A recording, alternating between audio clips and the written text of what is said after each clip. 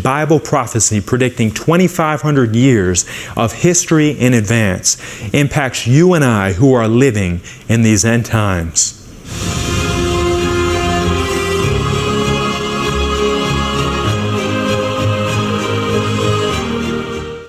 Hi everyone, I'm Dustin. This is Hope Through Prophecy. The book of Daniel was written in the 6th century BC. Skeptics have tried to discredit this book by placing the date of its writing at a later time, but archaeological evidence such as the dating of the Dead Sea Scrolls help show that Daniel was indeed written during the time the Bible claims. As we turn to the 2nd chapter of this apocalyptic book, we find ourselves in the courts of ancient Babylon. The great king Nebuchadnezzar has invaded Judah and has taken Daniel and his friends captive, with the intention of educating them in the Babylonian system. The chapter begins with the king being troubled by a startling nightmare. He calls for the best and brightest men of his kingdom to reveal to the king both his dream and its interpretation. These pagan men accurately declare to the king that there is not a man upon the earth that can shew the king's matter. There is none other that can shew it before the king except the gods. These men knew that only a divine power could actually reveal the unknown. In his fury, the king then announced that all the wise men of Babylon should be killed. The message soon came to Daniel and his friends, Hebrews who worshiped the God of the Bible. Rather than panic, Daniel calmly requested some time so that he could join his friends in prayer, seeking an understanding of the king's vision. His prayer is recorded in Daniel 2:20-23. Blessed be the name of God forever and ever, for wisdom and might are his. And he changes the times and the seasons. He removeth kings, he setteth up kings. He giveth wisdom unto the wise, and knowledge to them that know understanding. He revealeth the deep and secret things. He knoweth what is in the darkness, and the light dwelleth with him. I thank thee and praise thee, O thou God of my fathers, who hast given me wisdom and might, and hast made known unto me what we desired of thee, for thou hast now made known unto us the king's matter. God had revealed the king's dream to Daniel. Daniel is then quickly whisked into the king's presence. The king eagerly asked Daniel, "Are you able to reveal the dream to me?" Daniel responds with great wisdom. And listen to this. The secret which the king hath demanded cannot the wise men, the astrologers, the magicians, the soothsayers show unto the king. But there is a God in heaven that revealeth secrets, and maketh known to King Nebuchadnezzar what shall be in the latter days. Thy dream and the visions of thy head upon thy bed are these. Here, Daniel is giving all the credit to God. He is also showing the difference between the true God of the Bible and the other false religions which claim to know the truth. Daniel now reveals the dream. Thou, O king, sawest, and behold a great image. This great image, whose brightness was excellent, stood before thee, and the form thereof was terrible. This image's head was of fine gold, his breast and his arms of silver, his belly and his thighs of brass, his legs of iron, his feet part of iron and part of clay. Thou sawest till that a stone was cut out without hands, which smote the image upon his feet, that were of iron and of clay, and brake them to pieces. Then was the iron, the clay, the brass, the silver, and the gold broken to pieces together, and the stone that smote the image became a great mountain, and filled the whole earth. At this time, the king is most certainly on the edge of his seat, hanging on Daniel's every word. Daniel then confidently proceeds to reveal the meaning of the dream to the king. Thou, O king, art a king of kings, for the God of heaven hath given thee a kingdom, power and strength and glory. Thou art this head of gold. Here Daniel clearly identifies King Nebuchadnezzar and his mighty kingdom of Babylon as the head of gold represented in this dream.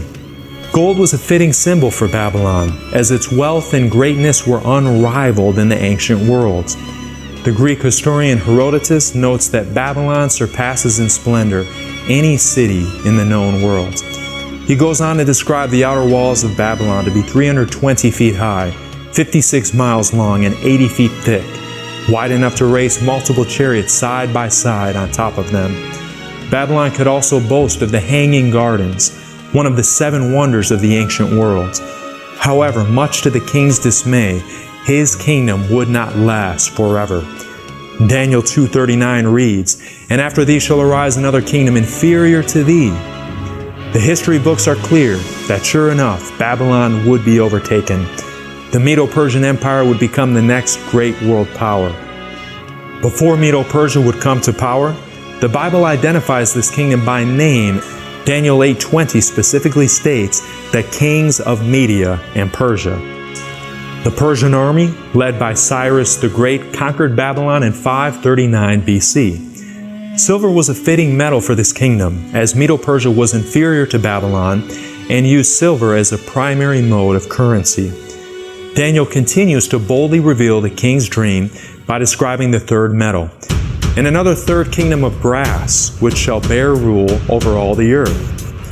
Historians agree that this next kingdom, led by Alexander the Great, is none other than the kingdom of Greece. The Bible once again accurately predicted this kingdom by name centuries before it rose to power. Daniel 8:21 mentions the king of Grecia as being the king who would conquer Medo-Persia. Daniel next addresses the legs of iron. "And the fourth kingdom should be strong as iron. For as much as iron breaketh in pieces and subdueth all things, and as iron that breaketh all these shall it break in pieces and bruise." A more fitting description cannot be given for the next kingdom, the powerful empire of Rome. Known for their dominant army and brutal power, Rome has been given the fitting nickname the Iron Monarchy. This empire, described in the New Testament of the Bible, ruled during the time of Christ.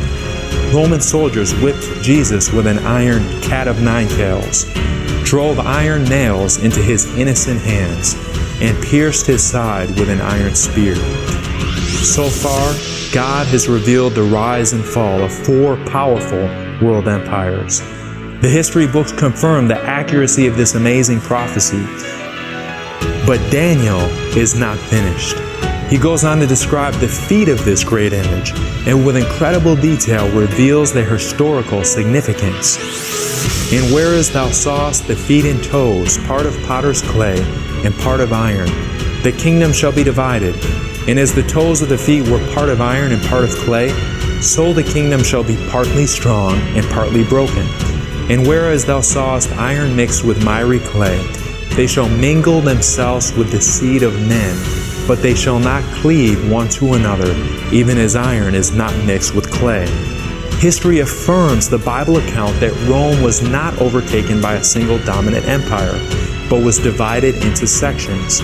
These sections are what we know today as modern Europe. Amazingly, Daniel reveals that these nations would not cleave one to another. That is, they would never unite into one dominant kingdom. Incredibly, history reveals that even this very detailed part of the prophecy is accurate. The Bible mentioned that they would mingle themselves with the seed of men. This intermarriage of royalty was widespread. But, as the Bible predicted, these nations would not cleave. Charlemagne tried to unite Europe and failed. Napoleon tried to unite Europe and failed. Hitler, despite controlling the majority of the continent at one point and being poised to take control, failed to unite Europe. Europe has never and will never be united into one empire. The Bible's predictions have always come to pass and will never fail. This prophecy of Daniel has revealed 2,500 years of Earth's history with striking, pinpoint accuracy. But friends, there is still one part of the prophecy that is yet to be fulfilled. But we can be certain, we can have no doubts, that it will come to pass just as surely as the rest of this prophecy. Speaking of the days of modern Europe in which we live today, Daniel exclaims, "And in the days of these kings shall the God of heaven set up a kingdom, which shall never be destroyed, and the kingdom shall not be left to other people, but it shall break in pieces and consume all these kingdoms, and it shall stand forever. Daniel clearly states the final event of this groundbreaking prophecy. The God of heaven will set up a kingdom that will never be destroyed. Friends, you can be part of this kingdom. You can live forever in paradise with the God of the universe. On this channel, we will support you as you prepare for that kingdom, and we'll show you how you can be a part of it. If you have enjoyed this video, or if it has been helpful to you, I encourage you to click like and to subscribe to this channel.